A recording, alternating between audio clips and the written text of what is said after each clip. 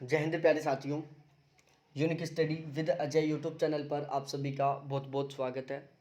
और आज की अपनी इस क्लास में पॉलिटिकल ज्योग्राफी की जो सीरीज़ थी बिल्कुल आगे कंटिन्यू चल रही है। और पॉलिटिकल ज्योग्राफी में अब हम पढ़ने वाले हैं राजनीतिक भूगोल में 3 प्रकार की भू रणनीतिक परिकल्पनाएं हैं जो बहुत महत्वपूर्ण है। एक तरीके से मैं यदि एक शब्द में आप मेरे से पूछना चाहो, यदि एक शब्द में मैं बताना चाहूँ तो पूरे कॉन्फिडेंस के साथ कह सकता हूँ पॉलिटिकल ज्योग्राफी के 3 अति महत्वपूर्ण टॉपिक है ये, जो हम ये 3 परिकल्पनाएं पढ़ने वाले हैं। ये तीनों की तीनों बहुत बहुत ज़्यादा अति महत्वपूर्ण हैं, ठीक है। और इन तीनों से संबंधित जो भी महत्वपूर्ण क्वेश्चन बनते हैं वो यहाँ से बिल्कुल 100% कंप्लीट हो जाएंगे।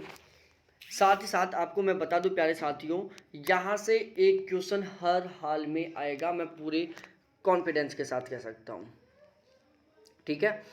अब यहाँ पर हम पढ़ेंगे समुद्र शक्ति पर आधारित भू रणनीतिक परिकल्पनाएं जो महान मोदी ने दी थी। किसने? एटी महान ने। देखो ये एटी शब्द भी याद कर लेना, ओनली महान मत याद करना, एटी महान शब्द पूरा पूरा ऐसे कैसे याद करना। स्थल शक्ति पर आधारित भू रणनीतिक परिकल्पना की बात करें तो स्थल शक्ति पर आधारित भू रणनीतिक परिकल्पना में 2 सिद्धांत थे। एक था मैकेंडर का हृदय स्थल सिद्धांत जिसको हर्टलैंड थ्योरी बोलते हैं, और दूसरा है स्पाइकमैन का रिमलैंड सिद्धांत, ठीक है। तो स्थल शक्ति पर आधारित भू रणनीतिक परिकल्पना की बात करें तो इसमें एक है मैकेंडर का हृदय स्थल सिद्धांत और दूसरा है स्पाइकमैन का रिमलैंड सिद्धांत, ठीक है। स्पाइकमैन का रिमलैंड है और मैकेंडर का हर्टलैंड थ्योरी है। तो इन दोनों को भी हम बिल्कुल फुल डिटेल से पढ़ेंगे यहाँ पर इस क्लास में, क्योंकि ये बहुत महत्वपूर्ण टॉपिक है, ठीक है। और वायु शक्ति पर आधारित रणनीतिक परिकल्पना सेवर्स की मॉडल से संबंधित है। देखो ये सारी चीज़ें मैंने कल वाली क्लास में भी आपको बहुत अच्छे से समझा दिया था। इन टॉपिकों से रिलेटेड जो याद करने का लिंक था वो भी मैंने आपको एक तरीके से कंप्लीट करवा दिया था। जैसे ही महान सी, महान महासागर, महासागर को इंग्लिश में बोलते हैं सी। समुद्र शक्ति, ठीक है। हम महासागर समुद्र एक दोनों बिल्कुल बराबर एक ही होते हैं, ठीक है। तो समुद्र शक्ति किससे संबंधित है? महासागर से संबंधित है। महासागर किससे संबंधित है? महान शब्द से संबंधित है। महान महान एक में होते हैं। और सेवर्स्की, सेवर्स्की, सेवर्स्की का मतलब होता है स्काई, सेवर्स्की स्काई, सेवर्स्की स्काई। स्काई में क्या चलती है? हवा चलती है। स्काई का मतलब है आकाश, आकाश में क्या चलती है? हवा चलती है। तो वायु शक्ति पर आधारित कौन हो गया? सेवर्स्की मौर्य हो गया। समुद्र शक्ति पर आधारित भू रणनीतिक परिकल्पना एटी महान मौर्य की हो गई। और स्थल शक्ति पर आधारित भू रणनीतिक परिकल्पना, इसमें 2 विद्वान थे।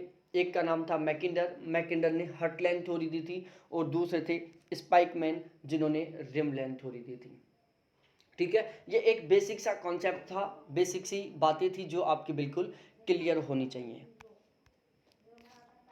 अब यहाँ पर हम पढ़ते हैं मैकेंडर का हर्टलैंड सिद्धांत।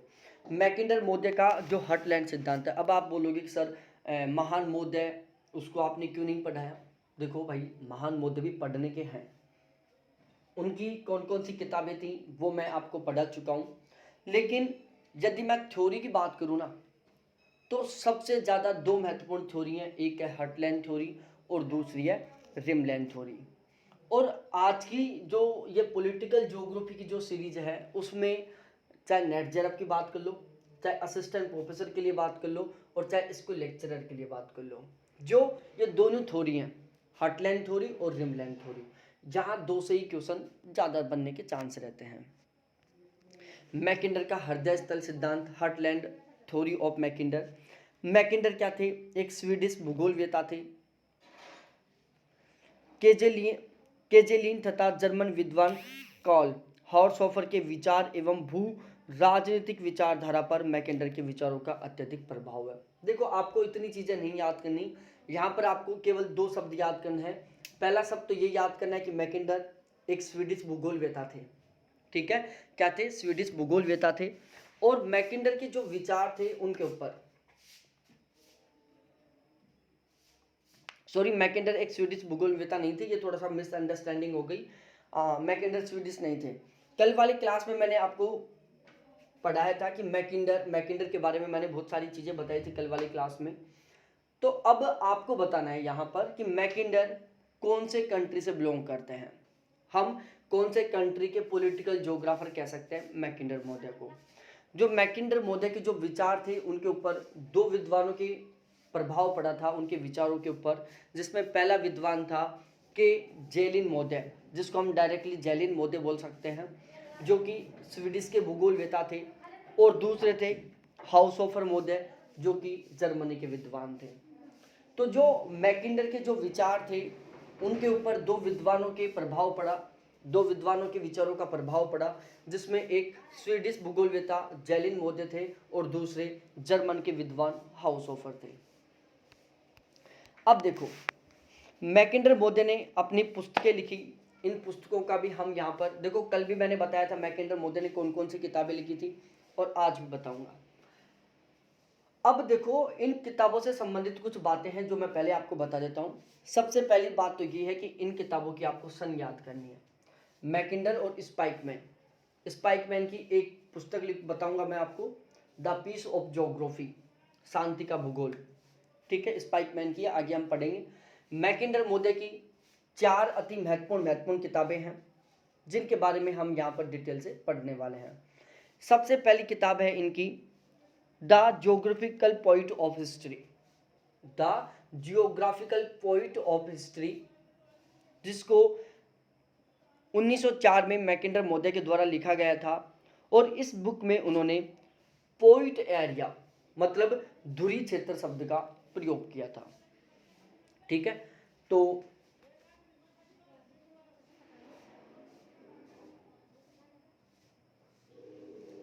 The geographical point of history Mackinder के द्वारा 1904 में लिखी हुई एक बहुत शानदार वाली किताब है। और इस किताब में उन्होंने पॉइंट एरिया शब्द का प्रयोग किया था। ठीक है, धुरी क्षेत्र शब्द का प्रयोग किया था। मैकिंडर महोदय ने एशिया, यूरोप और अफ्रीका, ध्यान से सुनना, एशिया, यूरोप, अफ्रीका में केवल उत्तरी भाग को मिलाकर विश्वद्वीप की संज्ञा दी थी। ठीक है, मैकिंडर ने विश्वद्वीप की संज्ञा दी थी, विश्वद्वीप शब्द का प्रयोग किया था। अब देखो, मैं यहाँ पर केवल पॉइंट टू पॉइंट चल रहा हूँ। हर बार मेरा एक ही रूल है, एग्जाम ओरिएंटेड पढ़ना। तो विश्वद्वीप के बारे में हम बात करें, विश्वद्वीप किससे संबंधित है? पहली बात, मैकिंडर से संबंधित है। विश्वद्वीप में मैकिंडर ने किस किस को शामिल किया है? अब देखो, आपको क्या करना है, एक बार याद करने के लिए विश्व का मानचित्र बनाना है। ये हमारा अमेरिका है, ये हमारा दक्षिणी अमेरिका है, ये हमारा यूरोप है, फिर ये वाला हमारा एशिया है, और यहाँ पर ये हमारा साउथ अफ्रीका है। इसी तरीके से पूरा विश्व। अब विश्वद्वीप में किस किस को शामिल किया है? एक तो एशिया को, एक यूरोप को, और एक उत्तरी अफ्रीका को। किसको? उत्तरी अफ्रीका। उत्तरी अफ्रीका, यूरोप, एशिया, उत्तरी अफ्रीका, यूरोप और एशिया, ये तीनों मिलकर किसका निर्माण करते हैं? विश्वद्वीप का। तो विश्वद्वीप, अब क्वेश्चन क्या बनता है कि मैकिंडर महोदय ने विश्वद्वीप में किस किस को शामिल किया है? तो एक है यूरोप, दूसरा एशिया और तीसरा है उत्तरी अफ्रीका। ठीक है, 1919 में संपूर्ण अफ्रीका को शामिल किया। अब ध्यान रखना, यहां से दूसरे टाइप का क्वेश्चन और बन जाता है कि मैकिंडर महोदय ने संपूर्ण अफ्रीका को कब शामिल किया था? 1919 में। विश्वद्वीप में भाई 1904 में जब इन्होंने the geographical point of history किताब लिखी थी, उसमें जो विश्वद्वीप की संज्ञा दी थी उसमें इन्होंने केवल उत्तरी अफ्रीका को शामिल किया था, कंप्लीट एशिया को, कंप्लीट यूरोप को शामिल कर लिया था।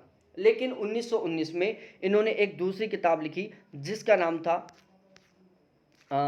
एक मिनट में उस किताब का नाम देख के बताता हूँ, डेमोक्रेटिक आइडल्स, इस तरीके से कुछ नाम था उस किताब का, थोड़ा सा, हाँ, डेमोक्रेटिक आइडल्स एंड रियलिटी।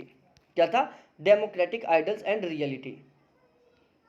तो जब मैकिंडर महोदय ने 1919 में अपनी जो दूसरी किताब लिखी, democratic ideal and reality, democratic ideals and reality Mackinder महोदय की दूसरी किताब थी। और अपनी इस दूसरी किताब में इन्होंने क्या किया था? विश्वद्वीप में संपूर्ण अफ्रीका को शामिल कर लिया था। तो जब इन्होंने 1919 में अपनी दूसरी किताब छापी थी डेमोक्रेटिक आइडल्स एंड रियलिटी, तो इसमें जो विश्व द्वीप था उसमें 3 कॉन्टिनेंट शामिल थे, पहला अफ्रीका, दूसरा एशिया, तीसरा यूरोप। ठीक है, दोनों अंतर, विश्व द्वीप 1904 में क्या था और विश्व द्वीप 1919 में क्या था।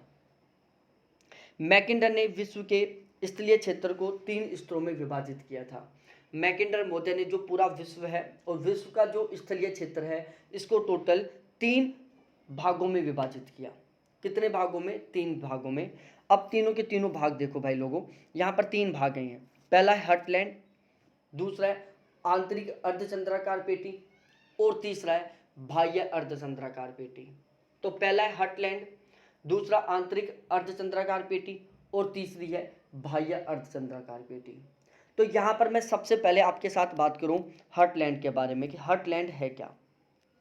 देखो, सबसे पहले तो हमें पता होना चाहिए, देखो ये तीनों शब्द आपको याद होने चाहिए क्योंकि क्वेश्चन बन चुका है ऐसे कि हर्टलैंड किससे संबंधित है, आंतरिक अर्धचंद्राकार पेटी किससे संबंधित है, बाह्य अर्धचंद्राकार पेटी किससे संबंधित है। मैकिंडर ने अपने हर्टलैंड सिद्धांत में किन 3 शब्दों का प्रयोग किया था?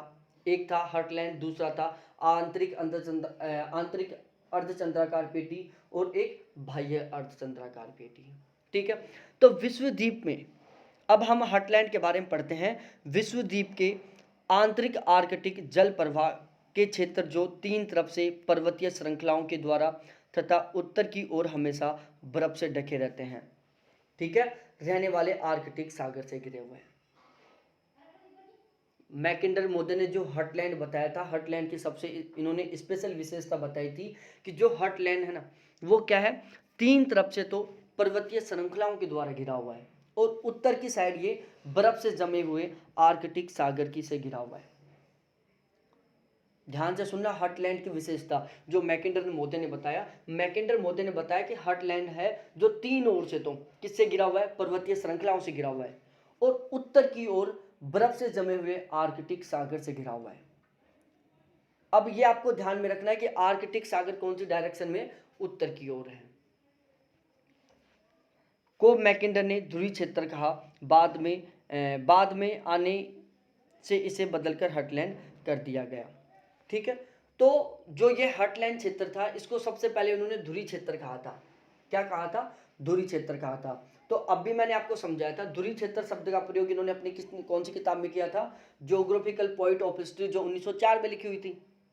हर्टलैंड के बारे में पढ़ रहे हैं तो देखो हर्टलैंड नाम था जो बाद में आया था भाई, जो 1904 की किताब थी इनकी, जिसमें इन्होंने पॉइंट एरिया, ध्रुवीय क्षेत्र शब्द का प्रयोग किया था।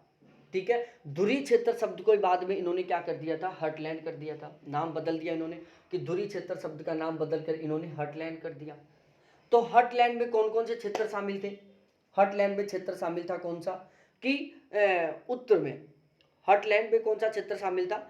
आर्कटिक जल प्रवाह का क्षेत्र, आर्कटिक जल प्रवाह का क्षेत्र, ये शब्द ध्यान रखना आपको, आंतरिक आर्कटिक जल प्रवाह का क्षेत्र। क्योंकि ऐसे भी क्वेश्चन आ जाता है कि हर्टलैंड मैकिंडर मोदी ने ध्रुवीय क्षेत्र में या फिर हर्टलैंड क्षेत्र में या हृदय स्थल क्षेत्र में कौन से एरिया को शामिल किया है? तो कौन सा एरिया है? आंतरिक आर्कटिक जल प्रवाह क्षेत्र है। कौन सा है? आंतरिक आर्कटिक जल प्रवाह क्षेत्र है। तो अब मैं समझाता हूं आपको, मैकिंडर मोदी ने 1904 में अपनी किताब में जो पॉइंट एरिया या ध्रुवीय क्षेत्र शब्द का प्रयोग किया था। बाद में इनको ये नाम पसंद नहीं आया और इन्होंने कहा कि ध्रुवीय क्षेत्र शब्द सही नहीं है, इसको हम नाम बदल कर देते हैं हर्टलैंड क्षेत्र, मतलब हृदय स्थल। और हृदय स्थल के बारे में इन्होंने बताया कि हृदय स्थल आंतरिक आर्कटिक सागर का वो जलीय क्षेत्र है जो 3 तरफ से तो पर्वतीय श्रृंखलाओं के द्वारा घिरा हुआ है, जबकि उत्तर की साइड वो बर्फ से जमे हुए आर्कटिक सागर से घिरा हुआ है। ये डेफिनेशन किसकी थी? हर्टलैंड की थी। हर्टलैंड किसका परिवर्तित नाम था? ध्रुवीय क्षेत्र का। तो हम ये डेफिनेशन ध्रुवीय क्षेत्र के लिए भी अप्लाई कर सकते हैं भाई। जो डेफिनेशन ध्रुवीय क्षेत्र की होगी वही डेफिनेशन किसकी हो गई? हर्टलैंड की हो गई। जो हर्टलैंड की है वो ध्रुवीय क्षेत्र की हो गई। एक शब्द में मैं ये बताऊं भाई, हर्टलैंड का निकनेम क्या है? ध्रुवीय क्षेत्र है। ठीक है, अब आंतरिक अर्धचंद्राकार पेटी, ध्रुवीय क्षेत्र के चारों ओर स्थित स्थलखंड जिसका प्रवाह क्षेत्र अटलांटिक, हिंद और प्रशांत महासागर था। ध्रुवीय क्षेत्र के चारों ओर फैला हुआ स्थलखंड जिसका प्रवाह क्षेत्र किधर था? अटलांटिक महासागर, हिंद महासागर और प्रशांत महासागर में था। कि ध्रुवीय क्षेत्र के चारों ओर फैला हुआ स्थलखंडीय क्षेत्र जिसका प्रवाह अटलांटिक महासागर, हिंद महासागर और प्रशांत महासागर में था, उसको हम कहेंगे आंतरिक अर्धचंद्राकार पेटी, जिसकी स्थल एवं जल दोनों तक पहुंच होती है। जो आंतरिक अर्धचंद्राकार पेटी है, इसकी पहुंच स्थल और जल दोनों तक होती है।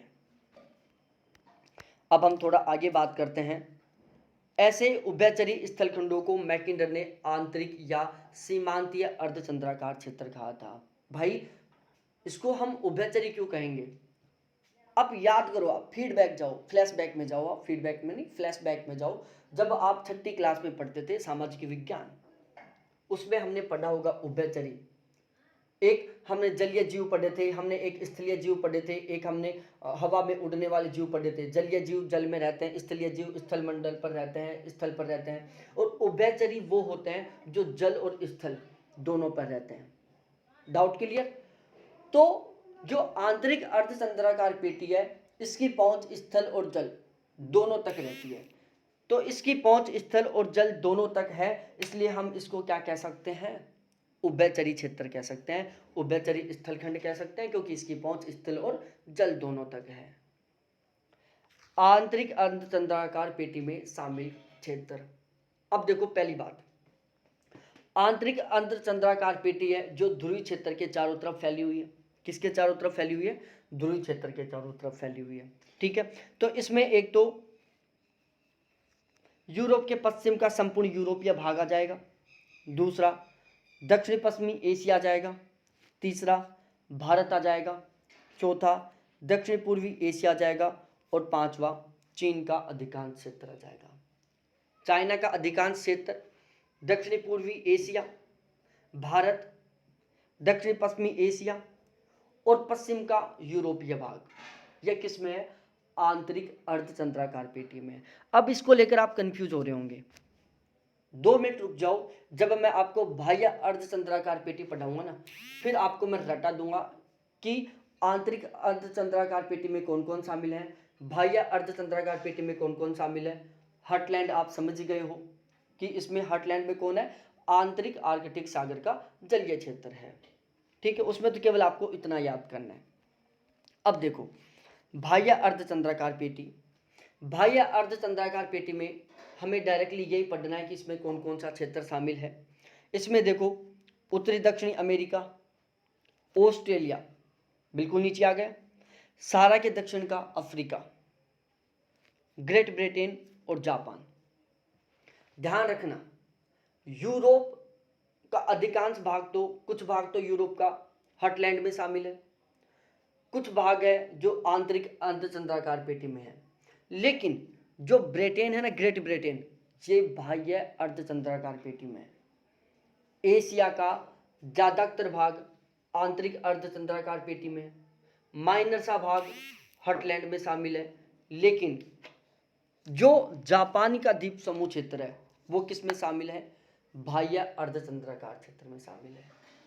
उत्तरी दक्षिणी अमेरिका और ऑस्ट्रेलिया, बस सिंपल सा फंडा है याद करने का। सारा के दक्षिण का अफ्रीका, क्योंकि पूरा पूरा बाकी उत्तरी अफ्रीका को तो हमने हर्टलैंड में शामिल कर लिया था, तो उत्तरी अफ्रीका के अलावा बाकी का जो अफ्रीका है वो किस में शामिल है? बाह्य अर्धचंद्राकार पेटी में शामिल है। तो अब याद करो मेरे साथ साथ, आपको केवल 2 याद करने। हर्टलैंड के बारे में पूछे तो हर्टलैंड में कौन कौन आ जाते हैं? हर्टलैंड में यूरोप, एशिया और उत्तरी अफ्रीका, ये तीनों के तीनों विश्व द्वीप में शामिल है। किसमें? विश्व द्वीप में शामिल है, हर्टलैंड में शामिल है। ध्यान रहे, हर्टलैंड को इंग्लिश में, हिंदी में क्या बोलते हैं? विश्व द्वीप बोलते हैं। और आर्कटिक सागर, आंतरिक जो आर्कटिक सागर है वो स्पेशली हर्टलैंड है। ठीक है, अब यहां पर हम बात करें भारी अर्धचंद्राकार पेटी, इसमें उत्तरी अमेरिका, दक्षिणी अमेरिका, ठीक है, पहली बात। ऑस्ट्रेलिया दूसरी बात, सारा का दक्षिण का अफ्रीका तीसरी बात, जापान चौथी बात और ग्रेट ब्रिटेन पांचवी बात। ठीक है। तो अब यहाँ पर आपको 4 अलग अलग एरिया याद करना है, कंफ्यूज नहीं होना है। विश्व द्वीप में कौन कौन आ गए? एशिया, यूरोप, उत्तरी अफ्रीका आ गया। हर्टलैंड में कौन आ जाता है? हर्टलैंड में, ठीक है, इस तरीके से भी पूछ लेता है ये। हर्टलैंड का जो मेन सेंटर है ना, वो कौन सा है? आंतरिक आर्कटिक सागर है, जो 3 तरफ से पर्वतीय श्रृंखलाओं से घिरा हुआ है और उत्तर का भाग जमे हुए आर्कटिक सागर से घिरा हुआ है। फिर डायरेक्टली आप याद करो भारी अर्धचंद्राकार पेटी, जिसमें उत्तरी दक्षिणी अमेरिका, ऑस्ट्रेलिया, सारा के दक्षिण का अफ्रीका, जापान और ग्रेट ब्रिटेन शामिल है। और जो बचा आंतरिक अर्धचंद्राकार पेटी, जिसमें बाकी का सारा क्षेत्र है। स्पेशल आप भारत को तो याद कर लेना, भारत से क्वेश्चन बन जाता है क्योंकि भारत है। तो भारत किस में शामिल है? आंतरिक अर्धचंद्राकार पेटी में शामिल है।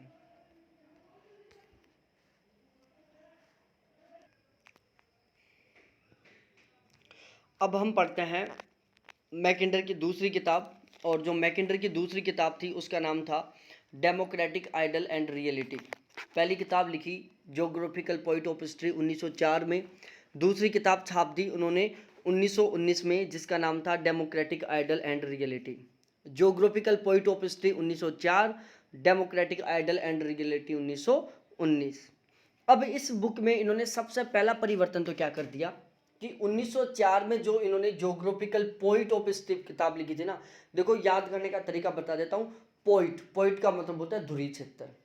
ज्योग्राफिकल पॉइंट ऑफ एरिया, तो पॉइंट ऑफ एरिया का मतलब होता है ध्रुवीय क्षेत्र। क्या होता है? ध्रुवीय क्षेत्र। पॉइंट ऑफ एरिया ध्रुवीय क्षेत्र। तो पॉइंट ऑफ एरिया, बुक का नाम था ज्योग्राफिकल पॉइंट ऑफ एरिया। इसमें इन्होंने किस शब्द का प्रयोग किया था? पॉइंट ऑफ एरिया या पॉइंट एरिया शब्द का प्रयोग किया था। रटना नहीं है, केवल समझना है, एक एक चीजें पकड़ पकड़ के चलनी है। ज्योग्राफिकल पॉइंट ऑफ एरिया, इस बुक में इन्होंने पॉइंट एरिया शब्द का प्रयोग किया था। तो बुक के नाम में देख लो यहाँ पर, ठीक है ना, फिर रटते डोलोगे आप। रटना नहीं है बिल्कुल भी। Geographical point of history, sorry, geographical point of area नहीं, ज्योग्राफिकल पॉइंट ऑफ हिस्ट्री है इनकी किताब का नाम। तो इसमें देख लो, ये पॉइंट शब्द है, ठीक है, ये क्या है? पॉइंट शब्द है। तो इस पॉइंट शब्द का सबसे पहले प्रयोग इसी किताब में किया गया था। अब हम थोड़ा आगे यहाँ पर देख लो। अब इन्होंने क्या किया, 1919 में डेमोक्रेटिक आइडल एंड रियलिटी किताब लिखी, और इसमें इन्होंने सबसे पहला बदलाव क्या किया कि पॉइंट एरिया ध्रुवीय क्षेत्र के सब जगह इन्होंने हृदय स्थल या हृदय क्षेत्र शब्द का प्रयोग किया। ठीक है, इन्होंने बोला कि यार ध्रुवीय क्षेत्र शब्द सही नहीं है, हमें इसका नाम बदलना चाहिए, और इन्होंने क्या किया, ध्रुवीय क्षेत्र शब्द का नाम बदलकर और हृदय क्षेत्र कर दिया। क्या कर दिया? हृदय क्षेत्र कर दिया। अब हम थोड़ा आगे बढ़ते हैं। मैकिंडर ने 1943 में, अब हम आते हैं 1943 में। मैकिंडर ने 1943 में the round word and the winning of peace लिखी। कौन सी? The round word and the winning of peace peace जो किताब थी वो इन्होंने 1943 में लिखी। तो 1943 में मैकिंडर मोदी ने अपनी तीसरी किताब लिखी, जिसका नाम था क्या? बताओ। इनकी तीसरी किताब का नाम था प्यारे साथियों the round word and the winning of piece. 1943 में इन्होंने अपनी तीसरी किताब छाप दी, जिसका नाम था the round word and the peace. और इस किताब में इन्होंने क्या किया, हर्टलैंड शब्द भी इनको अच्छा नहीं लगा। पहले ध्रुवीय क्षेत्र शब्द दिया, वो अच्छा नहीं लगा। फिर दूसरी किताब ने हर्टलैंड लिख दिया, वो अच्छा नहीं लिखा। तीसरी किताब में इन्होंने नया नाम दे दिया मिडलैंड। क्या नाम दे दिया? मिडलैंड। ठीक है, तो पहली किताब में नाम था पॉइंट एरिया ध्रुवीय क्षेत्र, दूसरी किताब में नाम था हर्टलैंड, और तीसरी किताब में नाम दे दिया मिडलैंड, जिसमें इन्होंने उत्तरी अटलांटिक के दोनों तटों को भी शामिल कर दिया। भाई इन्होंने क्या करते गए, धीरे धीरे ये क्षेत्र को भी बढ़ाते गए। ठीक है, क्षेत्र को कैसे बढ़ाते गए भाई, बाद में पहले इन्होंने छोटे उत्तरी अफ्रीका को शामिल किया, फिर उन्होंने पूरी अफ्रीका को शामिल कर लिया। अब इन्होंने क्या कर दिया, उत्तरी अटलांटिका के दोनों तटों को भी शामिल कर लिया। किसको? उत्तरी अटलांटिका के दोनों तटों को भी शामिल कर लिया। कौन सी किताब में? The round word and the winning peace, जो कि 1943 में लिखे गए थे। मानसून एशिया द अटलांटिक तटीय क्षेत्र को भविष्य का क्षेत्र कहा जो आज है। ठीक है, जो अपनी ये जो किताब थी ना इनकी, कौन सी वाली किताब, the round world and the winning of piece, इसमें इन्होंने मानसून एशिया और द अटलांटिक तटीय क्षेत्र को भविष्य का क्षेत्र कहा, जो वर्तमान समय में भविष्य का क्षेत्र है। ब्रिटेन एंड ब्रिटिश सा, ब्रिटेन एंड ब्रिटिश सा, ये भी इन्हीं की पुस्तक का नाम है, ध्यान रखना। ब्रिटेन एंड ब्रिटिश सा, ये पुस्तक भी किसकी है, मैकिंडर महोदय की है, ये लिख लेना, मैं यहाँ पर लिखा नहीं हूँ। ब्रिटेन एंड ब्रिटिश सा मैकिंडर की किताब का नाम है। मैकिंडर के कथन, मैकिंडर ने कुछ स्टेटमेंट लिए। देखो मैकिंडर के जितने भी कथन है ना, उनको रटना नहीं है। स्पाइकमैन और मैकिंडर दोनों के कथनों में आप कंफ्यूज होगे। छोटा सा आपको एक ट्रिक बताऊंगा, वो ट्रिक याद कर लेना, एक भी कथन याद नहीं करना पड़ेगा, ठीक है, बस केवल माइंड में सेट करना है। जिस भी कथन में यदि हर्टलैंड, विश्वद्वीप और हृदय स्थल, इन 3 शब्दों का प्रयोग होता है, कौन कौन से 3 शब्द, एक हर्टलैंड, दूसरा विश्वद्वीप और तीसरा हृदय स्थल, यदि किसी भी स्टेटमेंट में इन 3 शब्दों का प्रयोग होता है तो वो स्टेटमेंट किसका है, मैकिंडर का है। और यदि किसी भी स्टेटमेंट में रिमलैंड शब्द का प्रयोग होता है तो वो स्टेटमेंट किसका है, स्पाइकमैन का है। अब मैकिंडर का पहला स्टेटमेंट पढ़ते हैं। जो पूर्वी यूरोप पर शासन करता है हृदय स्थल को नियंत्रण में करता है, जो पूर्वी यूरोप पर शासन करता है वह हृदय स्थल पर नियंत्रण करता है। दूसरा स्टेटमेंट है इनका, जो हृदय स्थल पर शासन करता है विश्वद्वीप को नियंत्रित करता है, तथा जो विश्वद्वीप पर शासन करता है वह विश्व को नियंत्रित करता है। जो हृदय स्थल पर शासन करता है वह विश्वद्वीप को नियंत्रित करता है, तथा जो विश्वद्वीप पर शासन करता है वह विश्व को नियंत्रित करता है। इनका दूसरा स्टेटमेंट था। अब हम बात करते हैं, देखो विश्वद्वीप में इन्होंने यूरोप, एशिया और अफ्रीका को शामिल किया था। हॉटलैंड में इन्होंने पूर्वी यूरोप व साइबेरिया को शामिल किया है। तो हॉटलैंड में कौन कौन शामिल है, पूर्वी यूरोप और साइबेरिया शामिल है। विश्वद्वीप में यूरोप, एशिया और अफ्रीका शामिल है। समझ में आ गई बात। अब देखो, हृदय स्थल से जुड़े कुछ और भी विद्वान थे, जैसे मिनिंग था, हुसन था। मिनिंग और हुसन 2 ऐसे विद्वान थे जिनका संबंध भी हर्टलैंड सिद्धांत से था। मैकिंडर की किताबों को एक साथ पढ़ा देता हूं मैं। सबसे पहले इन्होंने किताब लिखी थी कौन सी, 1902 में इन्होंने किताब लिखी ब्रिटेन एंड ब्रिटिश सा, ब्रिटेन एंड ब्रिटिश सागर 1902 में लिखी हुई इनकी पहली किताब। ज्योग्राफिकल पॉइंट ऑफ हिस्ट्री 1904 में लिखी हुई इनकी दूसरी किताब। डेमोक्रेटिक आइडल एंड रियलिटी 1919 में लिखी हुई इनकी तीसरी किताब। राष्ट्र और आधुनिक विश्व इनकी चौथी किताब। The round world and the winning of piece 1943 में लिखी हुई इनकी पांचवी किताब। राष्ट्र और आधुनिक विश्व 1924 में लिखी हुई थी। तो भाई लोगों, इन किताबों की तो सन आपको याद करना ही पड़ेगा, ठीक है, इनको क्रम से भी जचवा लेता है। अब हम पढ़ते हैं स्पाइकमैन का रिमलैंड थ्योरी। रिमलैंड को हिंदी में बोलते हैं परिसीमा स्थल या उपांत क्षेत्र। उपांत क्षेत्र बोल दो या परिसीमा स्थल बोल दो या रिमलैंड बोल दो, एक ही बात है। रिमलैंड थ्योरी का प्रतिपादन किया था स्पाइकमैन महोदय ने। स्पाइकमैन महोदय ने 1944 में एक किताब लिखी, द ज्योग्राफी ऑफ पीस, शांति का भूगोल। द ज्योग्राफी ऑफ पीस, शांति का भूगोल किताब किसकी थी, स्पाइकमैन की 1944 में लिखी हुई थी। समुद्र शक्ति व स्थल शक्ति के मध्यस्थ क्षेत्र को महत्व दिया। स्पाइकमैन ने क्या किया कि समुद्र शक्ति और स्थल शक्ति के जो बीच का क्षेत्र है ना, दोबारा से बता रहा हूं मैं, समुद्र शक्ति और स्थल शक्ति, इन दोनों के जो बीच का क्षेत्र था उसको महत्व किसने दिया था, स्पाइकमैन महोदय ने दिया था, ठीक है। तो समुद्र शक्ति और स्थल शक्ति के बीच के मध्यस्थ क्षेत्र को, रिमलैंड को महत्व दिया था किसने, स्पाइकमैन ने। हॉटलैंड के समीपवर्ती क्षेत्र को ही रिमलैंड कहा जाता है। ये भाई क्वेश्चन आ चुका है कैसे, रिमलैंड किसको कहते हैं, हॉटलैंड के समीपवर्ती क्षेत्र को, ठीक है। उसमें ऑप्शन क्या था, रिमलैंड कहते हैं, रिमलैंड किसे कहते हैं, ऑप्शन ए हॉटलैंड के समीपवर्ती क्षेत्र को, ऑप्शन बी हॉटलैंड के दूरवर्ती क्षेत्र को, ऑप्शन सी हॉटलैंड के मध्यवर्ती क्षेत्र को, और ऑप्शन डी चारों के चारों सही। तो यहाँ पर आंसर क्या आएगा, हॉटलैंड का समीपवर्ती क्षेत्र। जो हॉटलैंड का समीपवर्ती क्षेत्र है उसको हम क्या कहते हैं, रिमलैंड कहते हैं। स्पाइकमैन का कथन, देखो स्पाइकमैन के कथन की पहली पहचान यही है कि इसमें रिमलैंड शब्द का प्रयोग या परिधीय स्थल शब्द का प्रयोग होगा। फिर से मैं रिपीट कर रहा हूँ, स्पाइकमैन और मैकिंडर मोदे दोनों के दोनों शासन की बात करते हैं कि वो पूरी यूरोप पर शासन करेगा, वो विश्व पर शासन करेगा, वो उस पर शासन करेगा। तो इनके दोनों के कथनों की या स्टेटमेंट की पहली सबसे कॉमन सी पहचान है कि दोनों के दोनों हैं जो शासन करने की बात करते हैं। अब यदि किसी स्टेटमेंट में शासन की बात हो रही है और उसमें हॉटलैंड, विश्वद्वीप या हृदय स्थल, इन तीन शब्दों का यूज होता है तो वो डायरेक्टली किसका है, मैकिंडर का है। और यदि किसी स्टेटमेंट में शासन की बात हो रही है और उसमें परिधीय स्थल या रिमलैंड शब्द का प्रयोग हो रहा है तो वो स्पाइकमैन की है। जो परिधीय स्थल को नियंत्रण में रखता है वह यूरेशिया पर शासन करता है, जो यूरेशिया पर शासन करता है वह संपूर्ण विश्व को नियंत्रण में रखता है। किसने कह दिया, स्पाइकमैन ने कह दिया।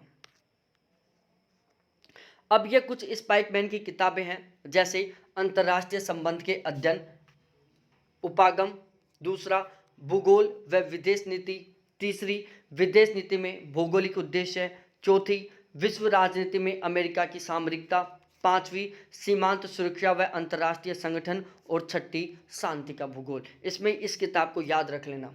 क्यों, क्योंकि रिमलैंड थ्योरी का प्रतिपादन इन्होंने अपनी इसी किताब में किया था। जैसे हॉटलैंड थ्योरी की शुरुआत ज्योग्राफिकल पॉइंट ऑफ हिस्ट्री से हुई थी ना, जो 1904 में लिखी गई थी, इसी तरीके से रिमलैंड थ्योरी की शुरुआत या रिमलैंड थ्योरी का प्रतिपादन कौन सी किताब में हुआ था, पीस ऑफ ज्योग्राफी, शांति के भूगोल किताब में हुई थी, जो कि 1944 में लिखी गई थी।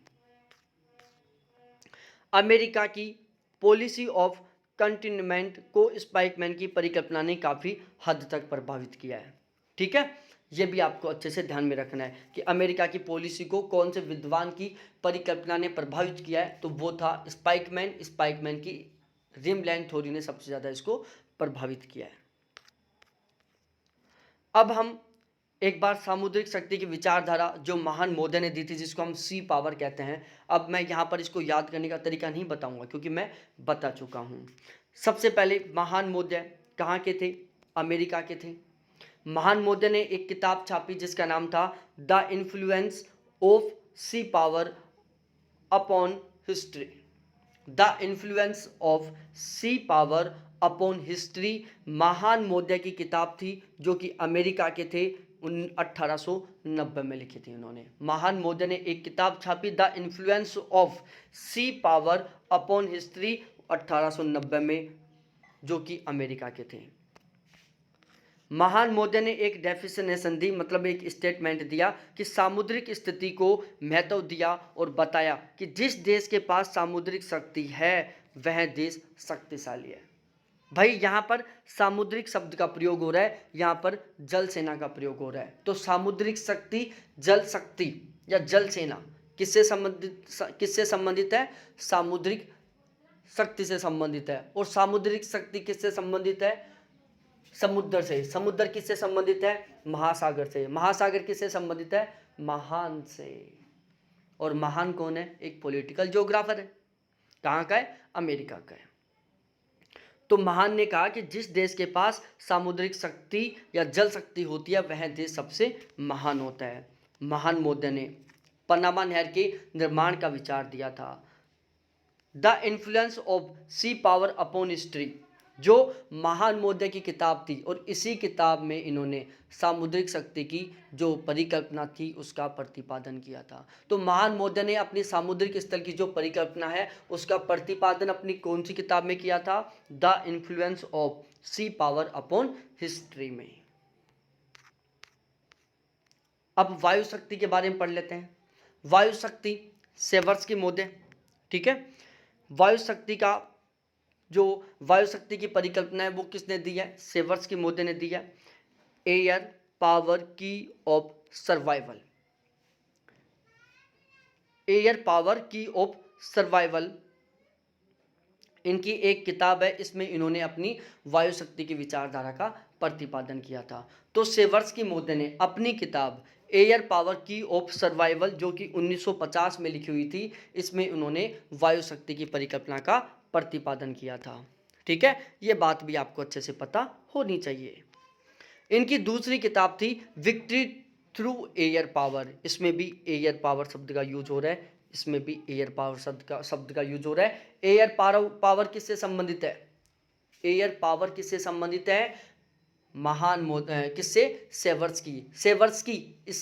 सेवर्स्की स्काई में हवा चलती है। ठीक है, और एयर पावर किससे संबंधित है? सेवर्स्की से संबंधित है। हॉटलैंड से संबंधित अति नवीन विचार होसो ने अपनी किताब ए न्यू सोवियत हॉटलैंड में किया था। ठीक है, हॉटलैंड से संबंधित जो अति नवीन विचार है ना, वो किसने दिए हैं? होसोन मोदे ने दिए हैं। किसने? होसोन मोदे ने। अपनी कौन सी किताब में? ए न्यू सोवियत हॉटलैंड में।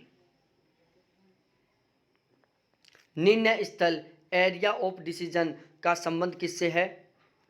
सेवर्स्की से संबंधित है। ठीक है, एरिया ऑफ डिसीजन, निर्णय स्थल किससे संबंधित है? सेवर्स्की मोदी से संबंधित है। यह भी आपको पता होना चाहिए कि निर्णय स्थल या एरिया ऑफ डिसीजन किससे संबंधित है? सेवर्स्की मोदी से संबंधित है। दबाव क्षेत्र संकल्पना फेयर ग्रीव से संबंधित है। फेयर ग्रीव मोदी द्वारा एक किताब लिखी गई थी, geography and world power. Geography and world power किताब किसकी है? फेयर ग्रीव मोदी की है। और अपनी इसी किताब में फेयर ग्रीव मोदी ने क्या दिया था? दबाव क्षेत्र की संकल्पना दी थी। उसके बाद हम पढ़ते हैं कोहन द्वारा प्रतिपादित भूसामरिक प्रदेश की संकल्पना। ठीक है, Cohen geo strategic region, Cohen मोदी के द्वारा प्रतिपादित भूसामरिक प्रदेश की अवधारणा, भूसामरिक प्रदेश की संकल्पना। अब इसको भी हम बिल्कुल डिटेल से पढ़ते हैं। कोहन मोदी ने एक किताब छापी और उस किताब का नाम था geography and politics in a divided world. ध्यान रखना, इन किताबों का नाम, थ्योरियों का नाम आप इंग्लिश में याद करना, हिंदी में मत याद कर लेना, क्योंकि हिंदी में नहीं इंग्लिश में लिख देता है, इंग्लिश को ही वो हिंदी में लिख देता है, फिर हमें पता होता नहीं है और पढ़ने के बाद क्वेश्चन छोटी सी मिस्टेक की वजह से गलत हो जाता है। ठीक है, तो geography and politics in a divided world किसकी है? फेयर ग्रीव मोदी की है। सॉरी, फेयर ग्रीव की नहीं है, कोहन मोदी की है। ठीक है, तो geography and politics in a divided world Cohen मोदी की किताब है। और इसी किताब में इन्होंने भूसामरिक प्रदेशों की व्याख्या की थी तथा विश्व को सामरिकता के आधार पर 10 प्रदेशों में विभाजित किया था। अब यहाँ से क्या क्या क्वेश्चन बनता है? पहला क्वेश्चन, भूसामरिक प्रदेशों की व्याख्या किसने की? कोहन मोदी ने। सामरिकता के आधार पर विश्व को 10 भागों में किसने विभाजित किया? कोहन मोदी ने। कोहन मोदी ने अपने दोनों ये काम किस किताब में किया? Geography and politics in a divided world में। 4-5 क्वेश्चन तैयार।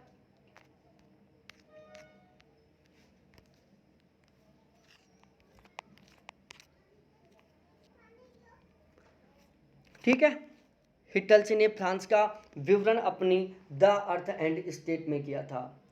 हिटलसी ने फ्रांस का विवरण किया, हिटलसी ने फ्रांस के बारे में बताया अपनी कौन सी किताब में? द अर्थ एंड स्टेट में। द अर्थ एंड स्टेट किसकी किताब है? हिटलसी की है, जिसमें इन्होंने क्या काम किया है? फ्रांस का विवरण बताया, फ्रांस के बारे में एक्सप्लेन किया है। किसने? हिटलसी ने, अपनी कौन सी किताब में? द अर्थ एंड स्टेट में।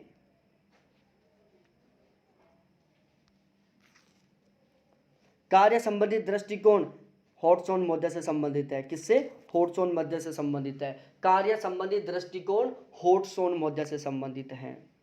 क्षेत्र एकरूपता सिद्धांत जॉन्स मोदी से संबंधित हैं, जो कि कहाँ के हैं? अमेरिका के हैं। ठीक है, क्षेत्र एकरूपता का सिद्धांत किससे संबंधित है? स्टीफन बी जॉन्स मोदी से संबंधित हैं, जो कि अमेरिका के हैं। विचार क्षेत्र परिकल्पना किससे संबंधित है? जॉन्स मोदी से ही है। विचार क्षेत्र परिकल्पना भी जॉन्स मोदी से ही संबंधित है। राज्य एक जीव के समान है, राज्य एक जीव की तरह विकास करता है, राज्य एक जीव की तरह विकसित होता है। किसने कहा था? रैटजेल ने। किसने? रैटजेल ने। रैटजेल कहाँ का था? जर्मनी का था। कहाँ का था? जर्मनी का था। राज्य एक जीव के समान अपना विकास करता है, कब कहा था इन्होंने? 1896 में। इसको मत याद करना, ज़्यादा सन याद करोगे ना तो खुद की डेट ऑफ बर्थ भूल जाओगे आप, ठीक है? ज़्यादा सन याद करने के चक्करों में फंसोगे ना, ज़्यादा सन याद करने के चक्करों में फंसोगे ना भाई लोगों। एक मिनट रुको रे यार,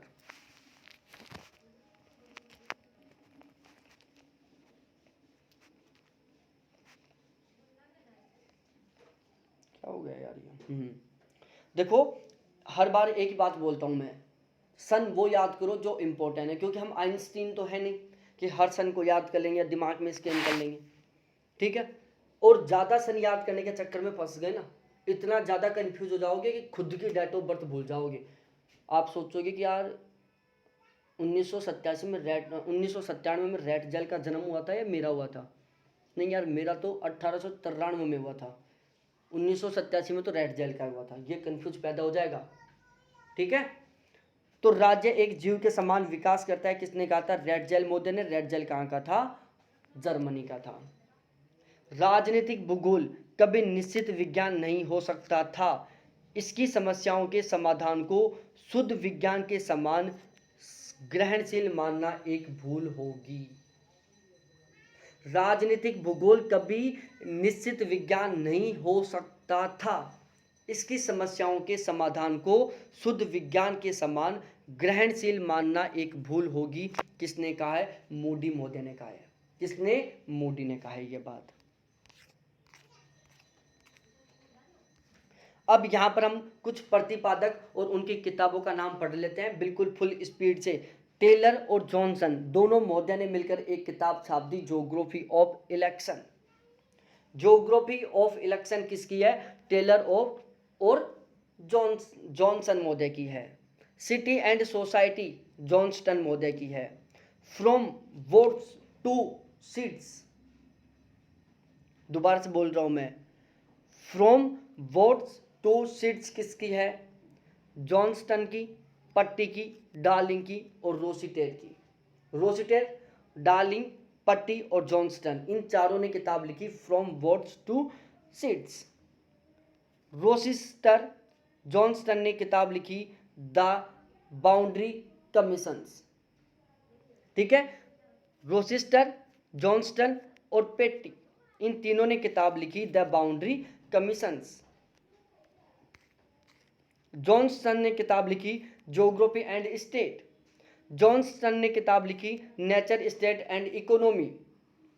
पेंट ने किताब लिखी politics, geography and political geography, ठीक है? जे पेंट महोदय ने दो किताब लिखी। पेंट पेंट पेंट पेंट वो पेंट नहीं, आदमी का नाम पेंट है भाई, अंग्रेज हैं कुछ नाम रख देते हैं। जे पेंट ने एक किताब लिखी पॉलिटिक्स और दूसरी किताब लिखी geography and political geography. Short, J.R. Short, an introduction to political geography. An introduction to political geography किसकी है? J.R. शॉर्ट की है। Geography and politics in a world divided किसकी है? S.B. कोहेन की है। Geography and politics in a world divided किसकी है? S.B. कोहेन की है। इनको भी थोड़ा थोड़ा याद कर लेना। Geography behind, geography politics behind, ठीक है, सॉरी, ज्योग्राफी बिहाइंड पॉलिटिक्स किसकी है? A.E. मूडी की है। ज्योग्राफी बिहाइंड पॉलिटिक्स किसकी है? A.E. मूडी महोदय की है। The earth and the state, A study of political geography. दो किताबें, पहली किताब का नाम the earth and the state, दूसरी किताब का नाम ए स्टडी ऑफ पॉलिटिकल ज्योग्राफी, किसकी है? हिटलसी की है। हिटलसी ने दो किताब छाप दी, पहली का नाम था the earth and the state और दूसरे का नाम था ए स्टडी ऑफ पॉलिटिकल ज्योग्राफी। अब आता है सीमा एवं सीमांत। अब ये क्या होता है? सीमा क्या होती है? सीमांत क्या होती है? देखो भाई, सीमा सीमांत में वहां तो खो मत जाना कभी आपकी गर्लफ्रेंड का नाम सीमा हो और वो बोले ओ सीमा तू किताब में आ गई, कब? वो सीमा नहीं है ये, ठीक है, क्या है? वो सीमा नहीं है। अब जो सीमाएं हैं, सीमाओं का प्रकार है, सीमांत क्या प्रकार है, एक लंबा टॉपिक है, हम कल पढ़ेंगे, क्योंकि यदि मैं आज सीमा पढ़ा दूंगा फिर कल सीमांत। और ध्यान रहे, सीमा और सीमांत से केवल क्वेश्चन बनता है कंपेयर करने का। निम्नलिखित में से कौन सा कथन सही है? नीचे 4 कथन दे देगा और चारों कथनों में सीमा और सीमांत का अंतर होगा। सीमा एक रेखीय क्षेत्र होता है, जबकि सीमांत एक स्थलीय क्षेत्र होता है। सीमा दो देशों को विभाजित करती है, जबकि सीमांत दो देशों को आपस में मिलाने का काम करता है। दो स्टेटमेंट। तीसरा, सीमा बाहरी क्षेत्र होता है, जबकि सीमांत आंतरिक क्षेत्र होता है। और चौथा स्टेटमेंट, सीमांत भौगोलिक क्षेत्र लिए होता है, जबकि सीमा कोई भी भौगोलिक क्षेत्र नहीं धारण करती। आपस में चारों स्टेटमेंटों में कंपेयर करवा रहा है और कौन सा कथन गलत है ये भी पूछ रहा है, कौन सा कथन सही है ये भी पूछ रहा है। तो इनको हम अच्छे से कब याद कर पाएंगे? जब हम दोनों को एक साथ पढ़ेंगे। इसके बाद हम पढ़ेंगे टाइप्स ऑफ सीमाएं, जैसे पूर्ववर्ती सीमाएं, अध्यारोपित सीमाएं, परवर्ती सीमाएं, अपवर्ती सीमाएं, इन सभी के बारे में पूछेंगे, पढ़ेंगे। अध्यारोपित कौन कौन से देशों के बीच में पाई जाती है, पूर्ववर्ती कहाँ पर पाई जाती हैं, पूर्ववर्ती सीमाएं होती क्या है, अध्यारोपित क्या होती हैं, परवर्ती क्या होती हैं, अपवर्ती क्या होती हैं। तो ये सारा सब कुछ पढ़ेंगे हम कल की क्लास में। लगभग 50 मिनट की क्लास हुई है, लेकिन 50 की 50 मिनट में हमने केवल पढ़ाई की है, 1 मिनट हमने वेस्ट नहीं किया। तो ये हमारी जो 50 मिनट की क्लास है ना, ये लगभग 1.25 से 1.5 घंटे की क्लास हो गई, यदि हम मजाक करते हुए पढ़ते तो। ये क्लास, लाइव क्लास यदि मैं खुद पढ़ाता ना, तो लगभग 1 से 1.25 घंटे के बीच में कंप्लीट होती, जबकि मैं टाइम को वेस्ट नहीं करता। ठीक है, तो बहुत बहुत धन्यवाद आपको देखने के लिए। थैंक्स बाय मेरे प्यारे साथियों।